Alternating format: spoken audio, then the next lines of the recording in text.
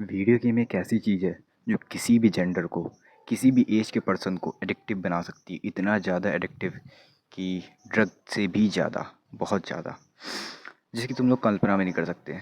जितना हो सका है तुम लोग से बहुत से ऐसे लोग हैं जो वीडियो गेम से एडिक्टेड है। आज हम लोग एडिक्शन के बारे में बात नहीं करेंगे। आज हम लोग बस इतना बात करेंगे कि सेल्फ इम्प्रूवमेंट के बीच में हम लोगों को वीडियो गेम्स खेलने चाहिए कि नहीं। और देखो, बहुत लोग के दिमाग में ये कन्फ्यूजन आती है कि भाई सेल्फ इम्प्रूवमेंट है, खेलना चाहिए, उसमें कुछ सीख मिलती है। अब कुछ लोग जब डोपामिन टॉक्स कर रहे होते हैं सेल्फ इम्प्रूव,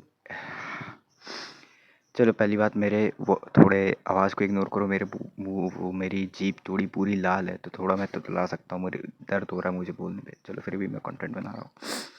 तो बात ये है कि जब तुम लोग डोपामिन डिटॉक्स करते हो तो तुम्हें लोग को गेम्स छोड़ने पड़ते हैं। लेकिन उनका क्या, जो सेल्फ इम्प्रूवमेंट कर रहे हैं लेकिन बिना डोपामिन डिटॉक्स के, वो लोग थोड़ा बहुत गेम खेलते हैं। अब उनको लगता है कि गेम खेलना सही है, उससे सीख मिलती है। आज हम लोग इसके बारे में डिस्कस करेंगे। तो पहली बात ये आती है कि हाँ, सीख मिलती है लेकिन कुछ ही गेम्स में। जैसे स्टोरी लाइन गेम होते हैं जिनमें कोई स्टोरी होती है, जैसे एक पिक्चर की तरह कोई गेम होते हैं। अच्छा तुम याद करो, जैसे तुम लोग पबजी फ्री फायर जैसे गेम होते हैं, इनसे कोई सीख नहीं मिलती। जो यूट्यूब में शॉर्ट्स में आते हैं, इसने ये सिखाया वो सिखाया, वो सब चूतियापा है। रियलिटी है कि कोई सीख नहीं मिलती उनसे। अब थोड़ा खुद याद रखो, तुम लोग ने कभी ना कभी पबजी फ्री फायर लाइफ में खेला होगा। अच्छा कोई ऐसा मैच याद करो जो तुमने लास्ट बार खेला हो, या फिर हो सकता है तुमने वो 1 साल पहले खेला हो। वो कुछ मैचेस याद करो, लास्ट के 5 मैच याद करो।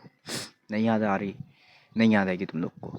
लेकिन तुम लोग ने एक स्टोरी लाइन गेम खेली होगी, कोई ना कोई तो खेली होगी। नहीं खेली, चलो कोई बात नहीं। पिक्चर, तुमने 1 साल पहले एक पिक्चर देखी होगी, 1 या 2 पिक्चर देखोगे, उन्हें याद कर लो। उनके कुछ सीन याद कर लो, उनके डायलॉग्स भी तुम्हें कुछ याद होंगे। लेकिन इनके पबजी फ्री फायर जैसे गेम्स के नहीं याद है, मैचेस नहीं याद है। क्यों?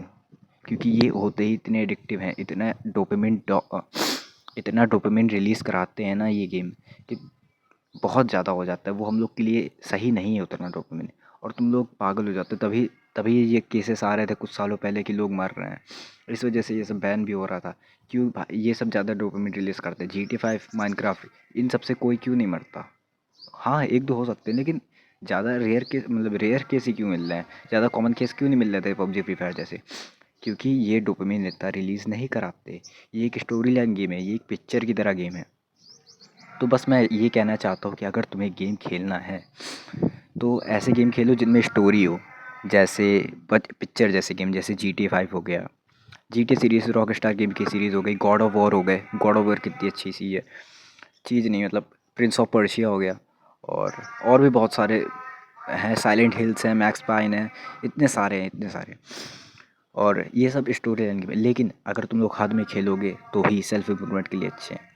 अब देखो, इन सबसे बहुत सारी सीख मिलती है हम लोग को, बहुत सारी चीज़ें नई जानने को मिलती है, बहुत सारी नई चीज़ें सीखने को मिलती हैं।